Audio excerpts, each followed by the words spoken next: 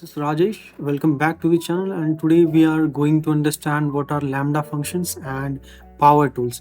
So in a simple way and practical way. So in between this session we will be also understanding how can we write the code and how can we relate those code with the theory. So now let's just start with our first slide. So first of all, we are going to understand our lambda function. Now let's relate it with our real world example. Let's say you have a friend house far from here, like 1 kilometer, and there are two ways to go there. One is like circular way, in between there are many shops and other friends home, and one is like straight path and single way. So what you will choose? I think I will choose the straight path because it will take less time and it is straight instead of taking those circular rounds. So that circular path is our like user defined function by using definition, or you can say def, and that straight path is like our lambda in user defined function, or you can say that circular path. There are many operations we can do, but in lambda we can do only one operation at a time. So that make is it's very easy and understandable, and it's best for a simple task like addition, multiplication, and even like printing some small values, like this task. And it often worked good as like map, filter, and sorted functions.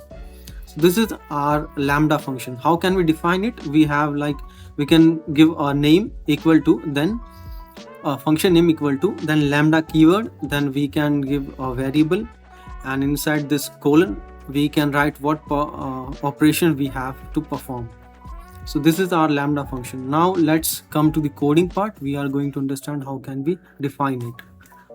Now let's go to VS Code. Let's say I want to create a function for a square. If I define by using this def, you can say definition def square, like this x value, or you can say variable, anyone can take any name, then return this x multiplied by x. This is how we can calculate. It's like two line, and the calling part will be same. Now let's print the value once. Print r square 5. What will be the square of 5? It's like 25. Here we got 25. So this is like two line of code and working like this. Now let's say we are using lambda function instead. Like we have to give the name for the function square, the same thing, equal to lambda, the variable, call, and then operation what we have to perform. We are performing like square of the number. Now let's see what output it will generate. It's also generating the same output. How? Because it's like a single line operation and single work we are doing. So both the code which we have seen previously, two line, and this one works same. So this is how it like differ from that definition function. We can perform a single task at a time, but it's like easy. Now let's say if I want to add two numbers, let's say first I have to take two numbers, take an x and y, x plus y, add. Let's name it add first. Now here we have, call this one add. We can do like 5 comma 5 value I'm passing.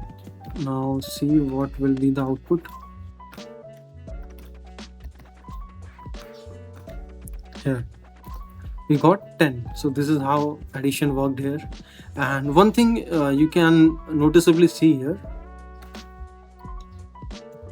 let's see, okay, wait 1 minute. Here What is difference between this and this? We are calculating the square. You can see in this line, in this def function, we have to return the value, but in it's already returning the value itself, so we don't need to return outside. So this is how our lambda function works, and in one line, and this is how our definition of functions work, which we are defining, and here also we are defining. So now let's come to this slide and we will be understanding next topic. So we have seen our lambda function and how can we define them. Now we are going to understand our power tool like map, filter and sorted. Let's start with map. So map is like transforms every item, means it will visit each and every item in this list and perform this task. In this argument we have two things. First we have to pass the function, what we have to do, and then iterable. Iterable means something like multiple elements like tuples, list, this kind of things are called as iterable. So in map it will go to this iterable for each element and from here to here last, and it will perform this task. If I want to add all numbers I can add, or if I want to perform like square of every number I can get it, and then we are transforming again that values into list and it will stored in square. So we can print that value, it will come like 1, 4, 9, 16 and 25. Now understand filters. Filters keep item matching a condition. Like let's say here we have passed the iterable, and in this first argument we have passed the function what we have to perform. So it's kind of like it will go to each values and check whether it is even or odd. Like first it will check first this is even, this is even, this is even, this is even, and this is even or odd. If it is even, then it will return the value and it will make a list of those all values and then store in even list. So this is how our map and filter works. Now we are going to understand in VS Code. Here is a sorted also. So sorted do nothing, like it will just if it is a numerical list or iterable, it will just sort those elements in ascending or descending order. If it is string, so it will character, it will sort those value in the form of kind of, you can see, in alphabetical orders. Now let's come to the VS Code. Now we are going to start iterables, or not iterables, sorry, map and sorted and filter. Let's say I'm taking one iterable named, or list, you can say li1 equal to this 1, 2, 3, 4, 2, 5 to 6. Sorry. And then we are taking a second iterable li2, let's take first one only, and keep it like 6 in between, 7. Now let's start it. Let's see, I'm going to use the map. Now if I calculate it like this, map, first I want to calculate the square of this number, and then I want to store those value into this list. So I can just use name first what in which we are going to store, like square equal to, this is the variable name in which we are going to store, and then we are converting those values into list, and then map.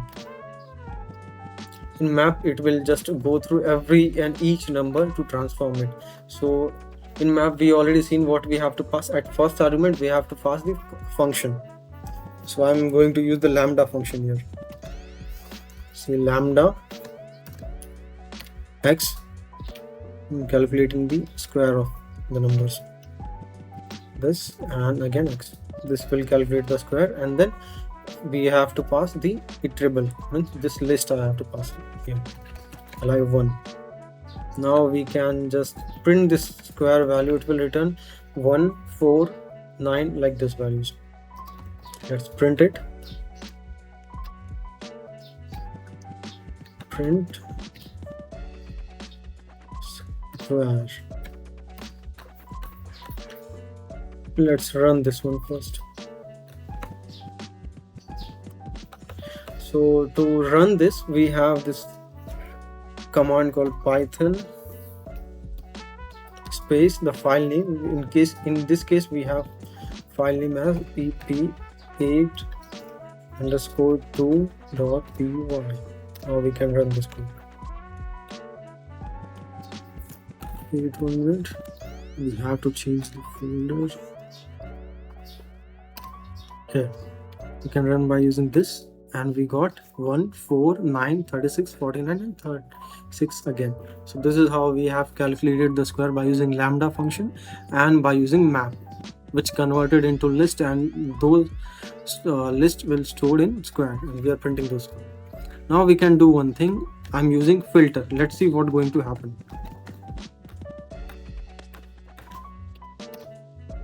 It's returning nothing. It's returning all same values. So because here filter does not give this kind of value, only perform like odd even numbers or where boolean came into the picture. Let's say I'm having this one. I'm checking whether it's like odd or even number. Say x modulus 2 equal to 0. It means if we divide x by 2, the remainder will be 0 or not. If it is 0, then it will be odd. If it is not, then it's even. Sorry, if it is 0, then it will be even, and it's not, then odd. So I'm taking only even number first. Sorry, even. Now we can print this. And let's run this code. Got 2, 6, 6 are even. If I have to calculate odd, I can do like this, whether not equal to 0. If it is equal to 0, it will calculate even. If it is not, then it will calculate odd. This is the logic, and just change the name for understanding. Here we got our odd number. So this is how like map and filters work. Now let's see the sorted. Let's print one sorted of this list. Sorted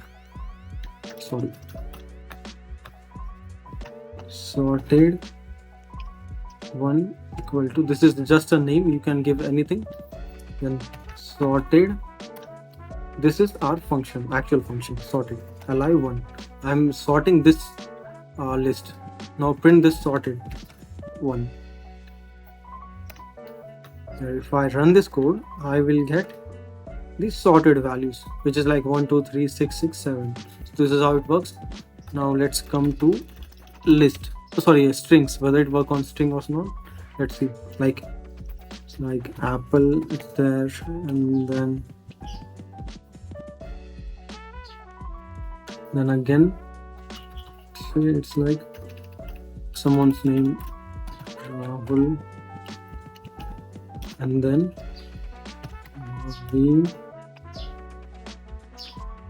and then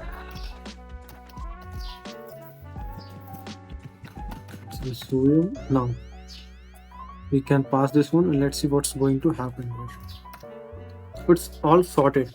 How? It's sorted all values by alphabetical order, like n first come, and then r, then s. So this is how it works. Sorted, we have seen map and filter. Now let's come to this slide. We'll be understanding next topic. Here we have enumerate and zip. So what these functions do? So enumerate will return the index plus value. Means if I using this enumerate function in loop, like for I skill in enumerate, if I giving this name, like this list name skill, it will return the index value of the items and the item itself. And for zip, it will merge two lists, like this is the list and this is the list. If I want to merge this one at once, I have to define this like two names, first name for this items and second name for this items, variables in zip which will be iterated through both of the list. In names, it will write it here, name Rajesh and Aman, then marks it will 85 and 92. So let's see in coding part. Take this example only. I'm going to assign the marks in second list. Here we have marks like 80, 56, 70. It's a 90. Now, if I want to enumerate the value, say for like index, names in zip. First I will going to use the zip function. First index is there like li2, then name li1. Here I can print the value by using this f string, f, then say index outside this, names. Now let's run this one. Here we got 80 Rahul, 90 Naveen and 70 Surya. So this is how it's working. And now let's see our enumerate. Here we have to give a single list name, giving li2 in this case, and we are just printing the value.